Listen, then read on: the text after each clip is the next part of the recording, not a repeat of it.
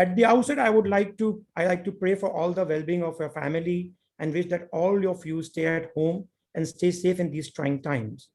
These are challenging times. Each challenge is a trigger for an entrepreneur to come to a solution, and we have seen this happening again and again. But with so much negative news, fake news, hyperactiveness of trolling teams, the entire social media or the social system is loaded with negativity. We thought that each one of us requires some positive ideas, thoughts, inspiration, and creativity to balance our thoughts and sail through these tough times. Thus, we continue to bring you these Inspire-Aspire series of talks during these special times. The theme for today, Oasis and Rainbow. So Oasis brings us refuge, relief, and or pleasant contrast, and rainbows can motivate us to continue and endure during dark times. Another way that rainbow provides us with hope and motivation is by being a symbol of good luck. Rainbows are often thought to bring good fortune. But then how do you go and find an oasis in a desert? You search for places through satellites, VSATs, put your local teams to set up a communication base. In those days, it was the STD PCO revolution. And then once you know that what is right, which is the right oasis, you camp there. And once you have this oasis covered, then you start exploring to other oases, making this as your base and making the area more fertile. Then happens a rainbow. This is exactly what our guest for today is. While completing his automobile engineering in 1990, he started working on the entire spectrum of communications, telecom equipment manufacturing, infrastructure setup. Between 94 and 97, he was into dish antenna. Between 96 and 98, he was working with, 96 to 2004, he was doing Oasis, the cellular mobile network, which most of us with the 290 series must be on, as in case we haven't ported to now. From 98 to 2018, he did Rainbow. One Oasis led to another. He has been instrumental in the diversification drive from telecom to various other fields like telecom equipment manufacturing, infrastructure development, milk processing plants, power plants, and various real estate projects. His rainbow of investments has varied interests in other companies such as Spectrum Power, which is doing a 208 megawatt gas-based plant in Andhra Pradesh. He's also a founder of a media company called Tribes, which provides state-of-the-art solutions to experiential and retails. He has been a Thai Charter member for almost 10 years. With so many diverse colors to the rainbow, it's my absolute pleasure to welcome the Saurabh Kakkar, the man who created all these rainbows out of an oasis in Rajasthan, a man who's a serial entrepreneur, investor, a man who's a mystery and a mentor. I cannot thank you enough for coming on live for this fireside chat, especially since we haven't heard you at a public platform, I haven't seen you on another public platform. Welcome, Saurabh. Welcome to TAI and this program. Thank you, Ravi. So the first resolve, what I do right now here is, as soon as the lockdown opens, I would like to go and purchase a book called The Art of Saying No, because it was very difficult for me to say no to Ravi and Shavik. And I agreed to this because after 2004, I think, Oasis days and Rainbow days, I have not been in India and all that stuff. Anyways, coming to my early days, I was born. Let me just start with you. By the way, just one small instruction. People who want to raise the question can just type in the QA thing. We'll take up question at the second half of the session, right? So sort of a lot of us know about you in your personal capacity, especially your journey post Oasis. In order to bring all of us to the common place, we'd like to know more about you personally and professionally, especially what's been your journey before Oasis, up to Oasis. See, I was born at Ajmer in Rajasthan, brought up all over, went down south to Mysore University for doing my automobile engineering. After completing engineering, I left the auto there only and came up with mobile, Oasis Mobile. So did that. First year, I had 100% attendance in college. Second year, it dropped to 75. Third year, it dropped to 50. And final year, when I used to go for writing my exams, people would wonder that who this guy is. So obviously, the balance of the time I was devoting at our facility in South. So I started looking after all South Indian states, Sri Lanka, Maldives, and all those neighboring areas for dish antennas, because that was a very, very new and a kind of a glamorous field that time for people. Another thing what I did was during third year, after third year, we have that implant training. So I went and worked at Maruti in the plant itself in Gurgaon. So that was a real learning, because till then I thought that engineering was extension of class 12, class 13, class 14, like that. But once I did that implant training in Maruti, and when I went back for the final year, I knew exactly what we were doing. So I still have a big, big doubt on our education system. So coming to the business side, we were dealing in dish antennas that time, and dish antenna was a very glamorous kind of commodity those days, because everybody could not afford. There were no cable TVs, there were no television sets. So all high and mighty were going for that. We would have a lot of big townships and things like that who would like to have these kind of facilities. I got a chance to interact with ISRO chairman, then chairman Rao. So we did a lot of things for these kind of things. And there our focus was only one thing, to have good market share. So I'll tell you, there was a product which was pretty small, a splitter kind of thing, which we used to retail at about 20,000 rupees. So just to ensure that market share is ours everywhere, I would even give it off for 5,000, 6,000, because you can cannibalize from elsewhere. But you need to make sure that all those people become your investors and they use your product. And we had done very innovative thing those days. We had created a van, a small truck, on which we had installed a dish antenna with fixtures at the back. And we would travel in that truck to remote areas. And in those remote areas, we would display that what exactly is that. And we will sell it off.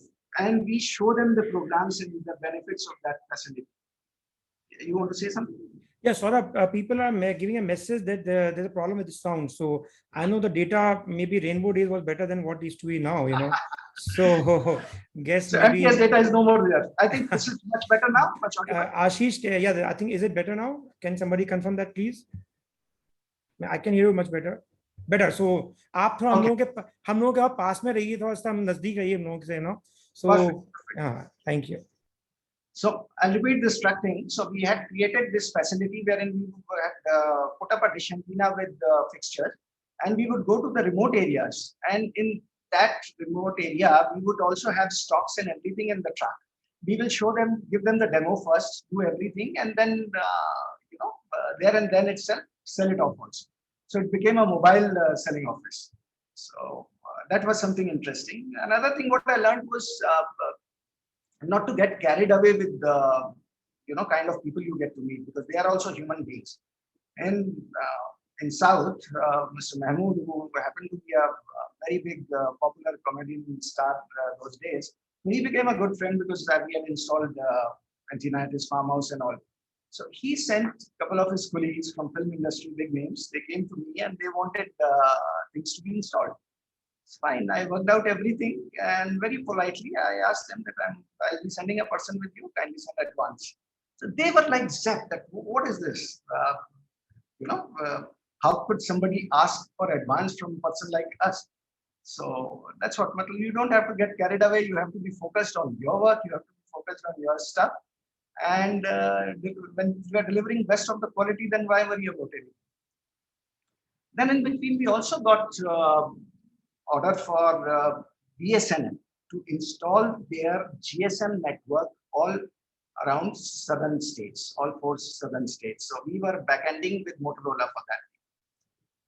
So we had tremendous pressure that these many sites should be operational by this, that, and these dates and all that. Atalji wanted to inaugurate, and the inauguration was to happen at Lucknow, but that was not our circle. But we wanted to deliver before that we had started in South much before in North. So that was happening. And those days, the technology was new. People who were involved, we were outsourcing it to some people. They were also new. So it was taking almost about 7 to 10 days for a site to start post civil work. So once the civil work and shelter was done, after that on a tower, they would take about 7 days to install the site and radiate it. So one fine evening, what I did was, this was a place called Commercial Street in Bangalore, and we had put up a 45-meter tower there. So I told all the team members that I am coming there, and let's see how soon we can radiate the site. So I was there at that site at about 4 p.m. and by 12 midnight, we were able to radiate the site. Because it is no rocket science. The only thing is you need to push people. You need to see to it that, they are delivering. When you have the tower, you have to just put in antennas there. When you have the shelter, you just have to put the cassette things there. And once all that is done, radios are done, it is all radiated. So these kind of things you have to lead from the front. You have to show them the way and see to it that it is all delivered. Great, great. So by the way, another message. So maybe the sound is again maybe थोड़ा सा मतलब आवाज का issue आ रहा है. If you, I don't know if you can set it up. Let me try and log in from a different device also. ऐसे क्या होता है, इन्वेस्टर लोगों की आवाज बहुत soft और entrepreneur has much more loud voice as compared to the investor.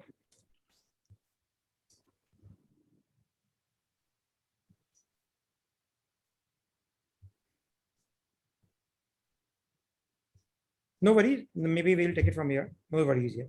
So how did Oasis start? I mean, where did you got the idea or the thought of doing Oasis or the cellular phone mobile networks and stuff like that? Was it an experience of doing all these the satellite and all the stuff, or was it a strategical thing to I mean, when 95, 96 somebody thought of doing a cellular phone, nobody was thinking that India would be such a big market, and So what came up with Oasis? See, 95, when we had this thing, one sec. Is it coming better now? Yeah, I think it's okay. Can somebody? Is the voice good? Can somebody confirm it's okay? Arun? Much better. Yeah, perfect. Good. Okay. Thanks. So in 95, when government came up with this formula wherein they wanted to launch cellular services and other services. Saurabh, your two devices are on, so you have to mute the other one. I've done that. नहीं, वो eco आ रही है आपके इसमें. एक second, I'll Arun. Yes, now one is muted.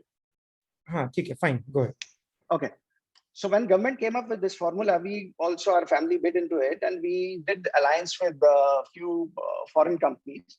And in fact, in the Oasis Cellular, the telecom one, we were the first ones to have even government of India's enterprise as equity partner. So it was a pretty critical kind of a scenario where it was a tri-party thing, and we had to have foreign company just for experience sake.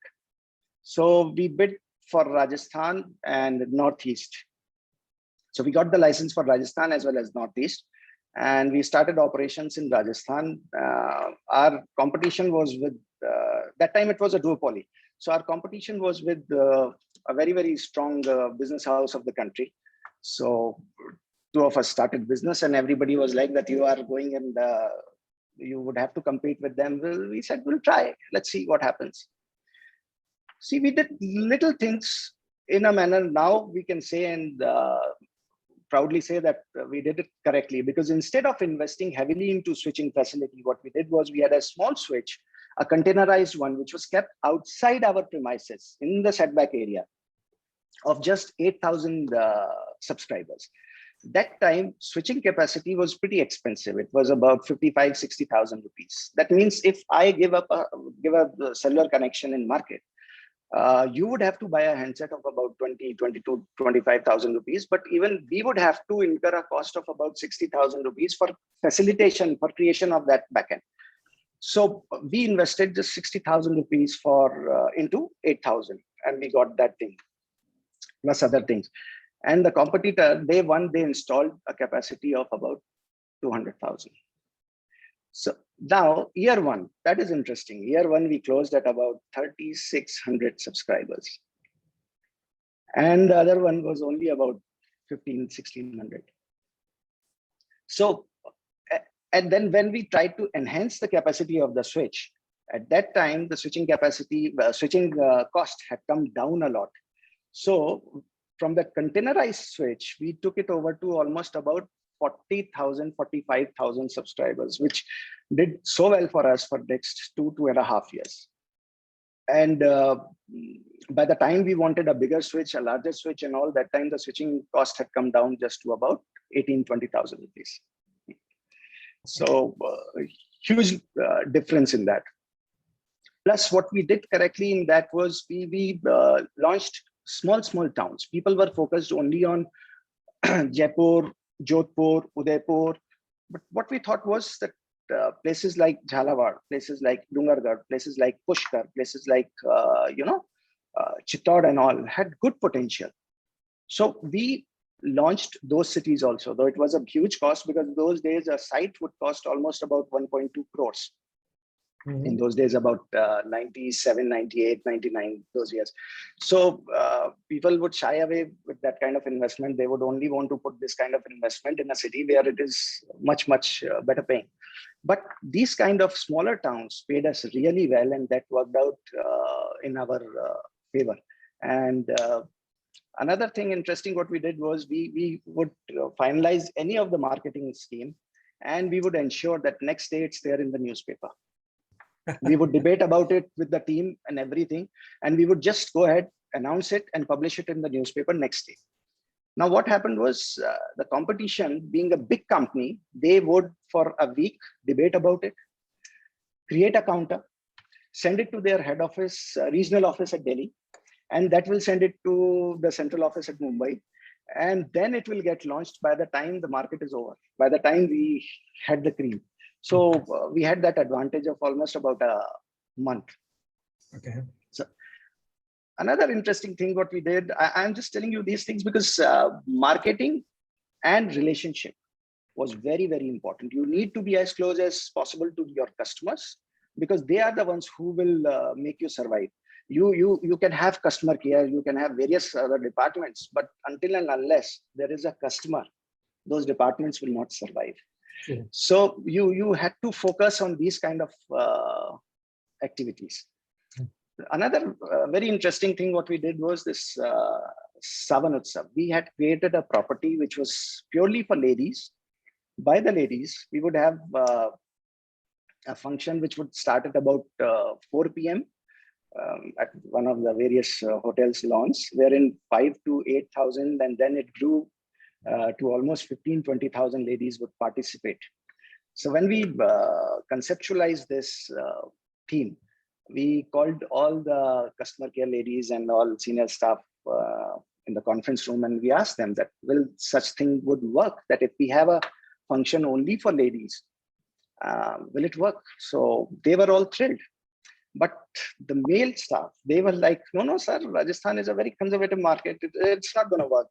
People would not appreciate this. So we thought we'll play a gamble, because all the ladies were pretty much keen for it.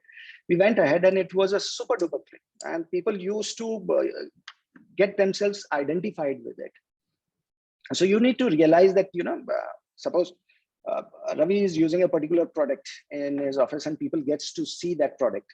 So there are people in his office, maybe 10, 15, 20, 100, 200, who would aspire, who would like to have that particular kind of thing. So each and every customer becomes your brand ambassador.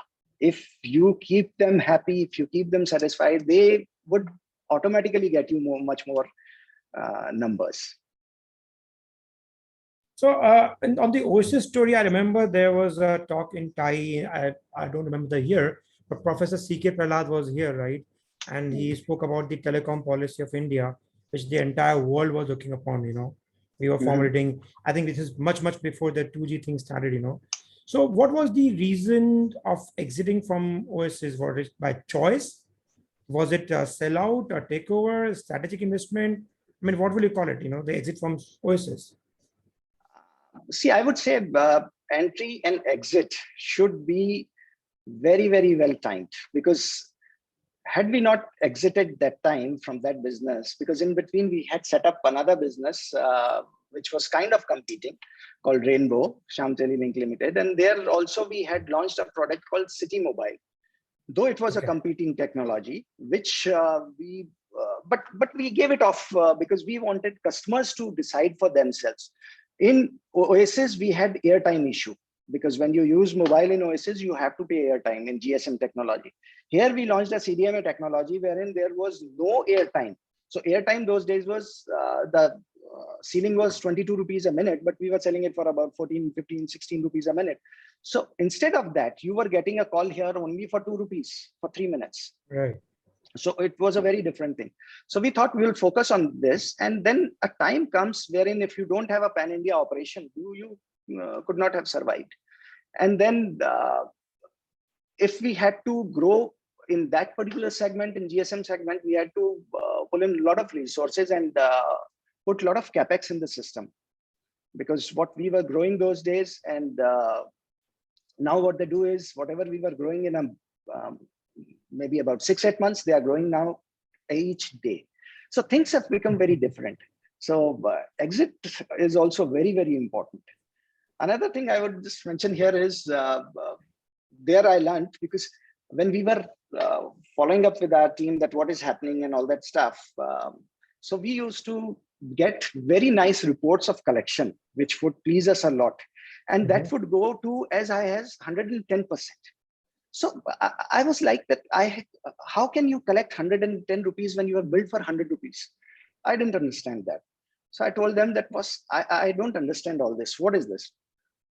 The management team. So I was told, sir, this is the month of April. So we have got collection for April, but we got some spillover from March, some spillover from Feb. So that's why it is 110%. I said, don't fool around like that. Just let me know the corresponding figures. That Jan, we built this much and we got this much. Feb, we built so this much, we got this much. So, you have to be pretty sharp, get onto these professionals. You need professionals to run a company, but you need to see that, you have very strict monitoring. Because all our companies, mostly we have had joint ventures, and we had decided, okay, this is the neutral management who would run the show, and they would report to us. So we gave them complete liberty. We even gave them authority to sign checks and everything, but monitoring is very important, like what I just mentioned to you. You're on mute, Ravi. Yeah. Sorry. So, between Oasis, you started again Rainbow Sham Telelink, which is Rainbow, right?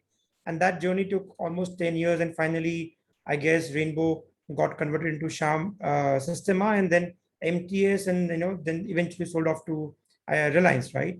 So that was your exit to the entire telecom primarily, right? So yes, again, at the end of the thing, because your investment story is coming up pretty fast now, and we are all excited to hear your investment. So quickly on that, Rainbow and Sham Telelink and eventually Reliance. So, what was the reason for selling it off? Was it like CDMA because Reliance started with CDMA again? Any synergies in that, See, you should completely adhere to a fact that you are married once. That's it. So you are not married to your businesses. You have to see that how much you can scale it up, where all you can take it, and then who's the best suited company or person to take it forward. Because if you are going to stick around with something, you will not get time to do something new, something else. And secondly, you might not be doing justice to that particular venture also. Because whatever the requirements, whatever the technological enhancements are needed, or whatever the financial competence is needed in that, if you're not going to pump into it, you would not get the desired result.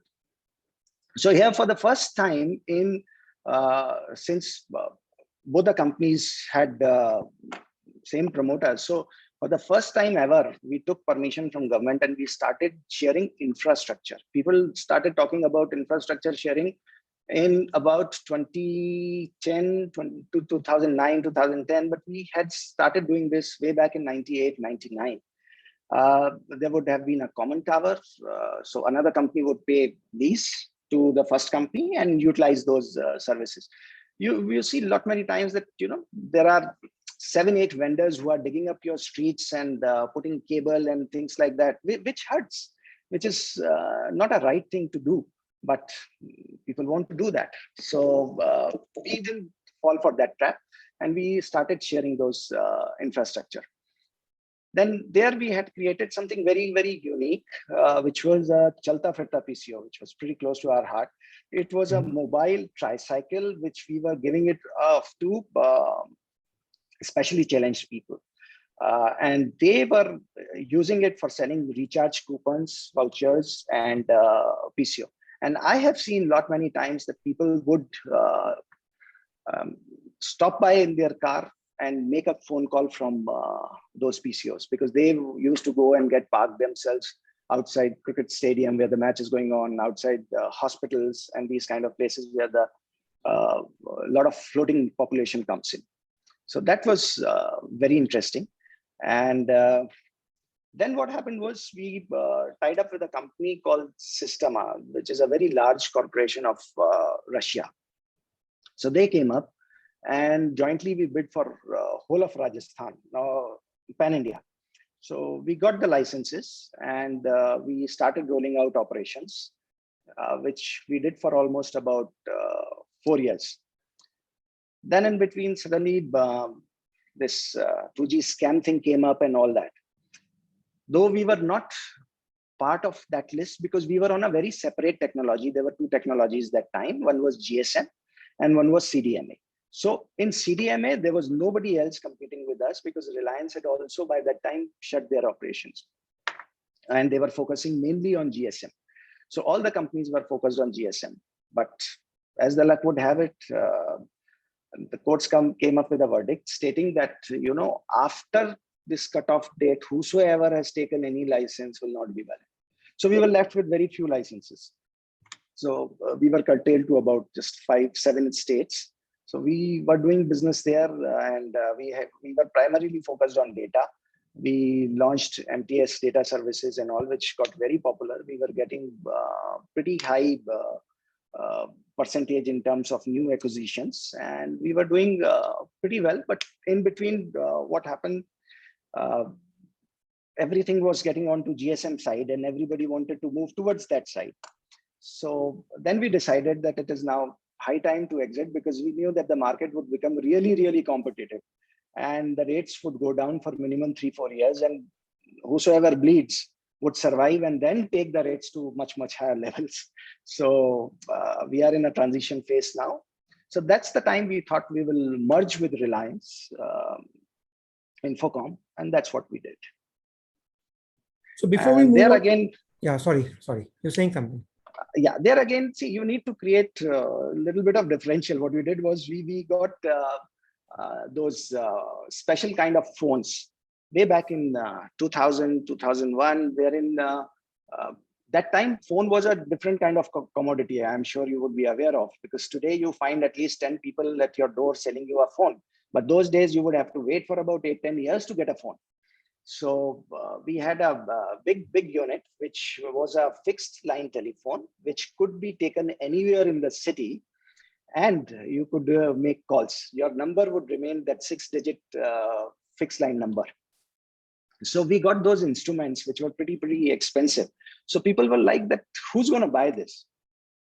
So we decided that what we'll do is we will create some kind of niche market for this. We will create exclusivity for this. And then what happened for those particular units, which we had imported about 10,000 in numbers, people were worried, our CFO was worried that how will we get this money out? So it became such a thing that people were making request calls. सिफारिशें आने लगी बड़ी जगहों से कि भाई इनको ये number दिलवा दो, इनको ये phone दिलवा दो, because call charges was not as high as mobile phone. Yeah. So people were very happy about it. So that clicked. That was something interesting. Manoj has just given a message, and we had used this FWTs very aggressively. I remember a treasure hunt which we did together in Jaipur, and we used to carry that in the car. Fixed wireless terminal, yeah. वो जो था ना walkie-talkie thrill थी basically. Fixed wireless terminal FWTs, yeah, exactly, yeah. So you need to create, little initiatives. See, there was a cricket match going on. And my team came that, sir, we want to watch the match. I was like, okay, let me see. So I spoke to the authorities, and what I told them that I am going to provide you 50 FWTs all across the stadium, and the calling would be free for spectators. So that clicked, and my 50 people team went inside and they watched the match. So it was a win-win situation for everyone. And it was a good free service. They didn't have to use their mobile phones, and they could use a free phone call and just tell back home that we are all okay. So Saurabh, before we move on to Saurabh, the investor, one last question to wrap up this part. I see a pattern in your ventures, asset heavy, infrastructure based on government policies, complex execution, high operating costs. And typically most of them are not the buzzwords which today's VCs like, they want asset light, no government interference, they want a scalability which is faster, as you mentioned, like every day. That's the kind of growth they want, right? Not year on year, it's the day on day growth, right? Yeah. So is it what you have been doing till now? Was it a core competence or just a pattern? See, the family was historically into telecom, so it was a pretty logical thing to extend those things and move into those fields. But see, I didn't tell you about this Oasis exit. You won't believe the kind of exit what we had.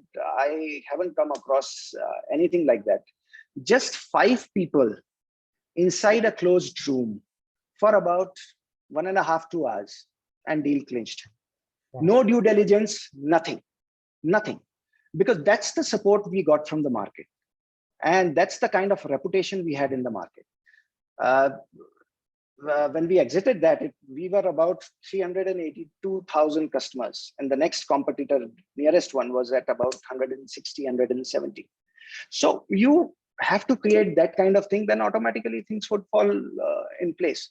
But yes, now it's a very different scenario. Now we are much focused on annuity kind of businesses, wherein you have, if you have debt, but less debt. I am not for debt a lot. And you should have less number of manpower. You should have 4 key people who should be like family. Just nurture them. Just see to it that you are sharing good things with them. Just see that they are also part of enhancements. So primary focus should be on that. So segments, what I think are should do well is solar, other power, and not the conventional one, not coal and all, and maybe warehousing. So these are the ones which is to my liking. So moving from investments, from your ventures to investments, rainbows are more colorful than the Oasis, right? And most of us see you as an investor, extremely low profile. In fact, the only photo which we could get was the Thai website itself. We could not even find a photo of yours on the internet. So as the investors are very astute, mystery, very organized, about things. So let me ask you quickly and some quick questions about Saurabh as an investor, right? So what would you call yourself today, an entrepreneur or an investor? I would say 70% investor and maybe 30% entrepreneur. Why? See, at certain extent, you should realize that your money should work for you. Great, absolutely, super. So isn't a serial entrepreneur more like an investor? Maybe an active investor, which is hands-on, who starts a business and always has an exit in the mind. Is that true? See, initially you need to be like that. Initially, see, everything is pretty different. For somebody else's case, it might be different. For my case, it's different. In my case, I could say that, I was pretty much hands-on initially. I would climb a 45-meter tower myself in the middle of the night and have a look at things. I would be there at the call center at about 5 in the morning to see what's the response of the advertisement. So I did those kind of things initially, but now you need to delegate, you need to invest in people, you need to give them liberty, and you need to ensure that they are performing well. So Because would how you much call, can you do all alone? would you call yourself an angel investor or a PE or a VC or an institutional investor? See, I don't believe in those terms much, but I would only be getting into a venture at a stage where I could see some kind of revenues. I did support a couple of startups, and I think both of them are doing decently well. So I'm okay with it. So you have answered it basically that you are a late stage investor where you can see the revenues coming up. I should see the revenue coming up. I'm not saying that there should be a great amount of revenue already coming in, but yes, there should be a roadmap. I remember last year around the same time, month of, I think April, first week of April, we had a session on the asset classes, right? And you mentioned your, I would say the love for annuities, right? I mean, the real estate, REITs and investment trust, right? So what kind of returns do you think the investment should be, getting? I mean, what is a good IRR for the matter, or what's a good ROI for the matter? See, 2 years ago, it was a different scenario, but now I think anywhere between 16 to 20% should be a good thing. Mm-hmm.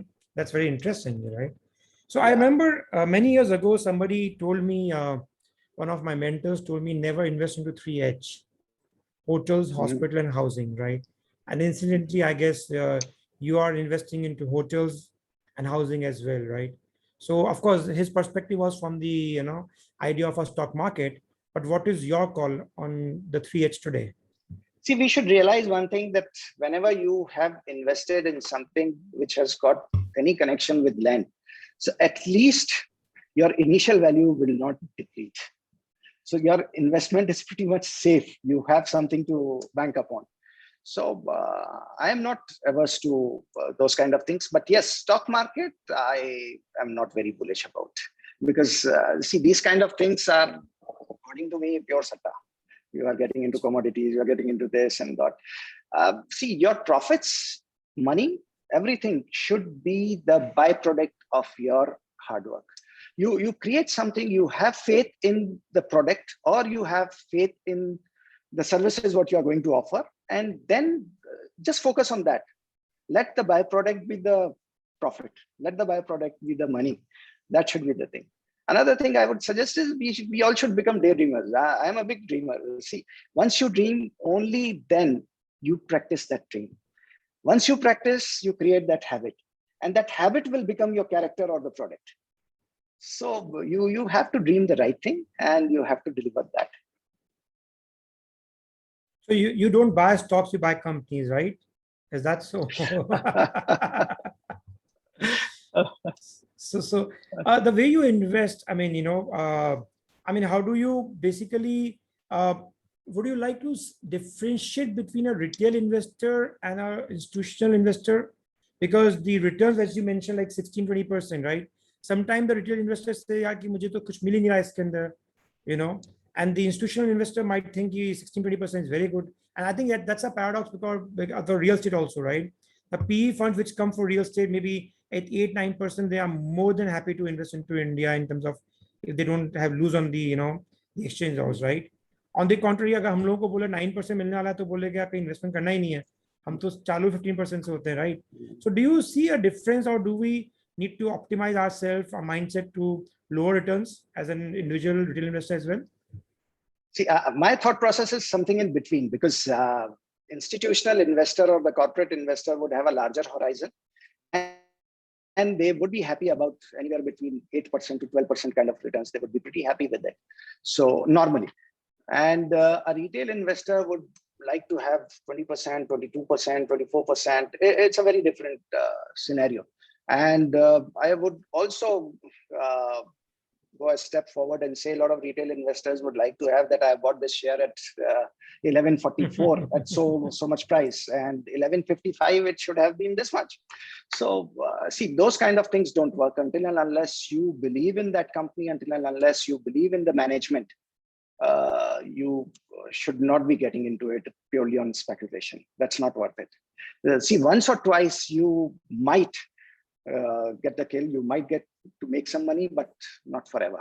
And believe me, whatever you have made, more than that you will be giving off if you are working ahead with speculative things only. So just now we mentioned about the management, betting on the management, right? I mean, today's world, the VCs and the Ps initially, especially the VCs, they would bet on the idea and then the entrepreneur. These so what is your thought on that? Is the idea more important or the entrepreneur is more important? See, people behind the show is sacrosanct. I would have a great idea. People would love that. But if my intentions are not clear, if I don't want to do things in the right manner, what is the use of that idea? So we do these common mistakes. I have seen these kind of things when we were doing, somebody else was doing due diligence for one of our ventures, a US based company. So we found out that we were doing everything perfectly, but then bookkeeping, record keeping, and things like that are very, very important aspect. You need to be very sure about those things. Only then good people, good companies, and good PE funds will get associated with you. Right. So what do you look, what are the three most important things which you see while you start an investment, whether it's buying a company or getting to a sector? What are the three most important points which you see? See, primary is people behind it. And then we look at the sector that, okay, what is the future of that particular sector? And you need to be very, very simple. Now, see, today, solar is a no-brainer. We all realize that, people would need it. And the only thing you have to see is the costing. You have to see that you enter at the right price and what kind of returns you are getting on that. So these are the kind of sectors. Then you have warehousing, where things just can't go wrong. It's very difficult until and unless you really create a big mess. Mm-hmm. So there's a classic saying, don't time the market, right? And so we have been seeing you've been entering, exiting all your businesses till now, right? So what helps you timing it right? Is there a magic to it? No, I would not say that we have always timed it very right. Yes, but whatever deals we have done, God has been very kind. And at the end, we have realized that that was the right time to go out. You should always see that what you are getting. You should never see that what the other guy is going to make out of it. We had this venture of milk processing unit, which we had created, again, in partnership with an expert. So things were running well, and there was a big company which wanted to acquire that in just the first year of operation at a decent thing. But we backed out. We said, no, we'll run it. Let's run it for at least 3 years, and then we'll see what happens. So after 3 years, things went a little different. We sold it off after 4-5 years of operations, but not at that price, what was getting offered to us in year one. So it is not necessarily that you would always be timing it right, but yeah, in larger deals, we have been little lucky, I would say. Uh-huh. And any mistakes or in investing or on hindsight, do you think some thoughts about that? I would not say mistake, but maybe it could have been better. See, if our partners were willing, we had option in MTS to continue as a partnership with or create an alliance with BSNL. So now if you realize, we wanted that thing, but our partners were not very keen on that. They were saying, no, let's not get involved with any of the government companies or PSUs. Let's do it directly with Reliance and wash off our hands. So now I think had we done that thing, we could have run for 2 more years, and we could have done really well in terms of valuation. Mm-hmm. But that's part of life. Moving to something different now, the cryptocurrencies, the Bitcoins. So do you think this is sensible, or will the fiat currencies and the central banks will not lose their control and, control these currencies? Or this is because I was reading day before yesterday, this, that commercial pipelines in the US, they were hacked by the hackers of the European countries, and they were paid ransom into Bitcoins, right?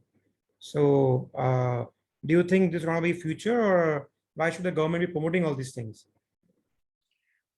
To answer this query of yours, I'll take you to some other direction. See, until and unless our backend is pretty safe and we are very, very secure about our data, venturing into these kind of things would be a real task. I'll tell you, next warfare or next any calamity will not happen face to face, not across the lines, border lines or a dotted line. It's going to be, I am in distress, I'm trying to reach some X person, and that phone call or that message is getting delivered somewhere else. So that is a bigger issue you would face in times to come, until and unless your backend is very secure. So if somebody steals your identity, it would be very difficult for you to prove that you are Dr. Ravi Modani. So first we need to create that backend, which is not there as of now. Our country for sure, we are lacking. We are coming up with that. We are focusing on that, but it will take a little more time. So you just mentioned about data, right? So is this data and the data as the monetization of the consumer data, is it more hyped up or, because you haven't encashed that data, right? I mean, you left the industry before this could be monetized, ideally speaking, except for those numbers of the cellular customer which you had, right? So do you think it is overblown right now, or is it really valuable? Now, we don't even have the cellular numbers of those customers also. We only, maybe we would be having just details of our associates and our, PC operators and these kind of things. That's all, because you can be in touch with them. That's it. So data privacy, I would always say that we have to be very strict on those policies. But having said that, we should also realize that if we are doing things in the right manner, if we are doing the right things, why are we bothered about any damn thing? Mm-hmm. The only thing is, it should not harm you. It should not harm your transactions. It should not harm your identity. That's it. So before we move on to the question answer session, the quick rapid fire, what sport do you play? I know you like polo, but anything else do you follow and play? I follow cricket a lot. Okay, do you play that?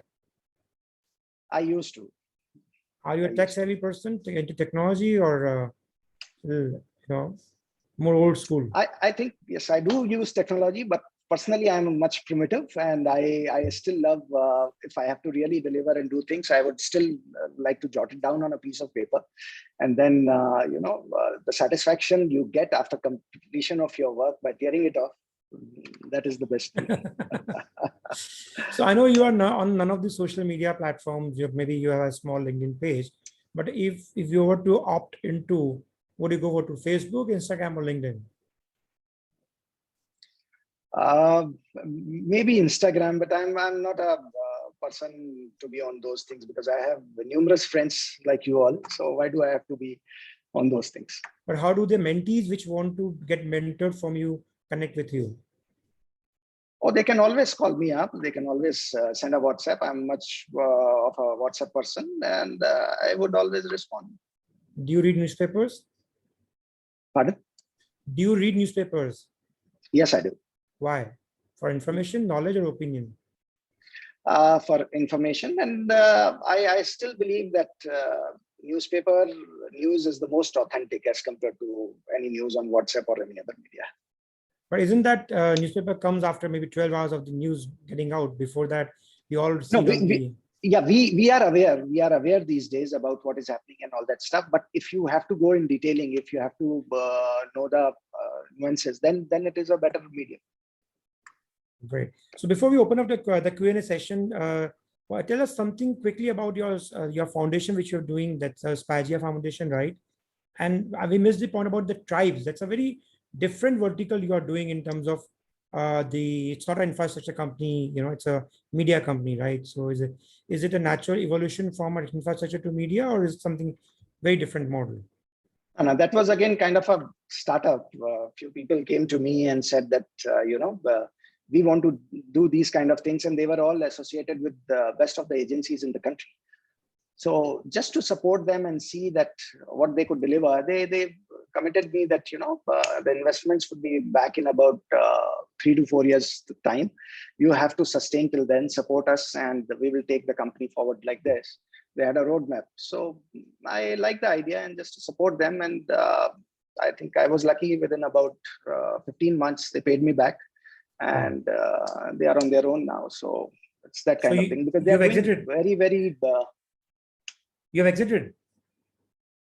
You are. no, I have not You. exited. Acha, yes. Okay. Great. No, no, no. I have got a couple of offers, but I have still not exited from that. Mm-hmm.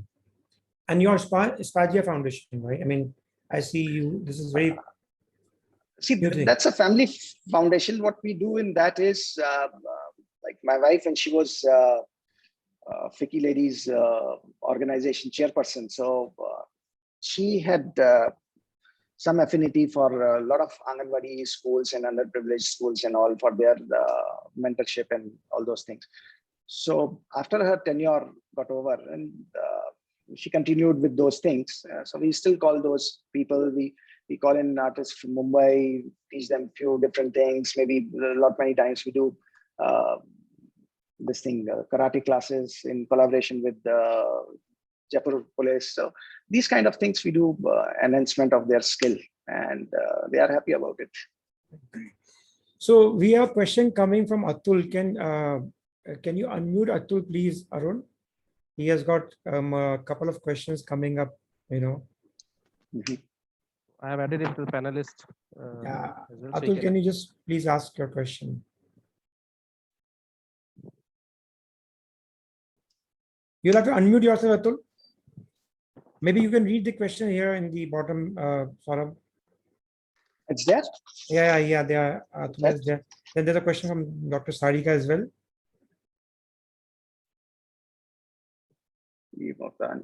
Atul bhai? Yeah. Do you still believe in investment in real estate? Do you see a future in it? Is the only way forward in real estate through REITs? Or is there going to be a pot of gold at the end of this rainbow? See, real estate, people are shying away from it, but I would still say, and I have been saying this thing last year also, Ravi, we had this discussion. See, that's the only thing mankind cannot produce. Though in places like Maldives and all, they are trying to produce that also. But see, you would not get that kind of wealth creation. You would not get that kind of returns, but it's going to go on. It will not die down.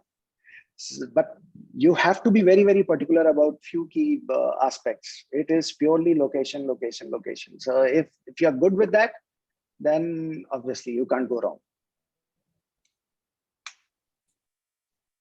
So there's a very important point which Atul has raised, right? I mean, so we have seen the retail investors in India getting into real estate directly, So everybody maybe starting from 2 lakh rupees, 3 lakh rupees, hua to plot kharid liya, chota sa, right? And that's when the entire real estate market got bad. Now it's all the real estate trust, the REITs basically, right? That's channelizing the real investor into a more structured way of real estate, right? So maybe it's more corporatization of the the real estate markets in the So do you still feel the retail investor should be there in the real estate, or he should go to REITs? Well, they can be there in retail also. That's not a problem, because governments are working overtime on this, and they would come up with a national registry and things like that. So once you have those kind of things, fleecing would be less, and people would get a neat and clean product, and there should not be any problem. But REIT again falls under annuity category, which I have been always advocating. So that's a good thing, no doubt. Atul, your second question? Yeah, the second thing is that sometimes what seems to be an oasis from far is really a mirage. So have you come across in your journey, opportunities that look like oasis, but as you moved closer, you saw it was a mirage? Or have those mirages affected you or not affected you? And how do people really make out the difference? Most of the time this happens. That we do get carried away. That, okay, this person is doing this thing, we can also do. We should realize that what are our strengths and what are our weaknesses. We should not venture into each and everything. Like I got involved with a club in Delhi. So I was again an investor there, and it became the best club in Delhi. So, but the way other promoters were running it, I was not too keen in that thing. So I pulled myself out in about 2 years' time, less than 2 years. And then eventually clubs, you understand, have got a very short shelf life. So they were also shut, but I got out at the decent time. So we have a question from Dr. Sarika Gupta. She's asking, what is the better approach to customer outreach, in person, through connects, or through social media? See, now the new generation are primarily focused on social media. So that's one thing, but I still believe that it majorly depends on the kind of product you are going to promote. And I still believe that your brand ambassadors, I'm not saying that make a celebrity your brand ambassador and all that. The users are your best brand ambassadors. In Oasis, I remember, since we had government partnership in that, they also had about 30% equity. So we had this ex-managing director of ITI as our CFO. So I used to give a lot of discounts. I would waive off airtime and all, left, right, and center. So he was like, Saurabh, why do you do this? Because coming from that background, he was always like, no, we can't do any damn thing like that. So I would always tell him that, sir, please make me sign off that, but let me do it. So the result was, in the end, what all you know. So they are the best brand ambassadors of your company, a satisfied customer. Great. So we have got Shavik has got some lot of questions for you, and he wants to take up, few of the things with Shavik. Over to you. Yeah. Thank you, Saurabh. Thank you very much. Shavik, over to you. Hi, Saurabh. You're most welcome. I'm sure wonderful sessions we've been going for the last almost an hour. A couple of things I would want to understand. I'm saying such a wonderful journey that you've had. I'm sure there would have been some places, you mentioned about since not only in your dish engine, I mean, some celebrities came to you and expected it to be free or, without any charges, or, even for telephones, people would be asking to waive off their bills. There would be people who would be asking for SIM cards, very influential people, powerful people. So, at that young age or that sort of thing, as an entrepreneur, how did you manage that? How did you handle that? I mentioned this thing that just don't carry it away with these kind of things, because the man sitting on the other side of the table is also a human being like you. Maybe more experienced, maybe more powerful, that's okay. But God has given him a brain, God has given you a brain. So whatever is justified, whatever is the right thing, please do that. Don't get bogged up with all this. In Oasis time, see, by the time Rainbow MTS, telephony was a commodity, but Oasis, it was pretty glamorous, and we had a lot of pressure in the waiving of airtime or giving a free phone or a SIM and things like that. So we used to handle that. That's okay. So many times people would gather and come up to the office and say, we'll do this, we'll do that. That's okay. You do whatever you have to, we'll do whatever we have to. Wonderful. You also mentioned about, though the company was being run by professionals, and you spoke about the billing experience, the collection experience. So what is the right way of, working as a investor or an entrepreneur? How do you manage these professionals? Were you authoritative or were you collaborative in your approach? See, initially I was pretty much hands-on. I was pretty collaborative and all that. But after a certain extent, I had left it on to them. You need to realize that if you like someone, if you have appointed someone, you should give them complete liberty to work. You should have total trust in them until and unless they break that, they breach it. Till then, they are the best. Let them do the show, because this cannot happen that he will take the salary and I would do his work. That's not going to happen. Wonderful, wonderful. So, Saurabh, I'm sure we've all had a wonderful time with you. if I want to summarize your journey, it reminds me of the 7 habits of highly effective people. So when we talk about that, I've seen both parts of you, knowing you so well, the dependence and the interdependence part. I'm saying you've always been a proactive person. You always, when you talked about your journeys and the businesses that you started, you knew the end in mind, and you knew when to exit and when to go where. So I think begin with the end in mind is another feature that has come out today. And put first things first. Your priorities should be known. You told us about your Oasis. Let's start small and go big, and know where to go, where your market is. Go to the smaller cities. That's another learning that we had. Think win-win. You always work with your partners. Most of your ventures were with partners, and you took them along with you. Of course. Not only those partners, Sharvik, I'll tell you, even the vendors we had created were like our partners. See, way back in 1999, I had this conversation with one of the CEOs of an air conditioning company. So I told him, boss, the price would be mine and the quantum would be yours. He just put everything, he closed everything and he said, agreed, sir. So till about 3 years ago, he was getting almost about 400 tons every year from us. And we were loyal to him. These vendors, you have to be very, very loyal to. If you support them, if you do things for them, only then they will be able to give you the right kind of pricing, right kind of product, and right kind of service. Wonderful, wonderful. So again, as you said, with your team, you seek first to understand and then to be understood. And the synergies that you're talking about. And on a personal level, I know you're a very disciplined person in terms of your habits, in terms of your living style. One thing I've also enjoyed, and the time you've spent, I love your punctuality, and that's a trait to all the viewers that I'm sharing here, is something you all need to learn.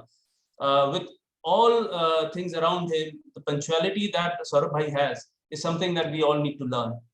And of course, the values that he's giving to his children. And I'm saying, less I talk about Vinny Bhabhi is, I'm saying more. So thank you, Saurabh Bhai, for spending and giving your time. I know it was not easy for you to come out like this. You've not been a very public person, but I'm glad you accepted our invitation and you gave this time to the Thai fraternity.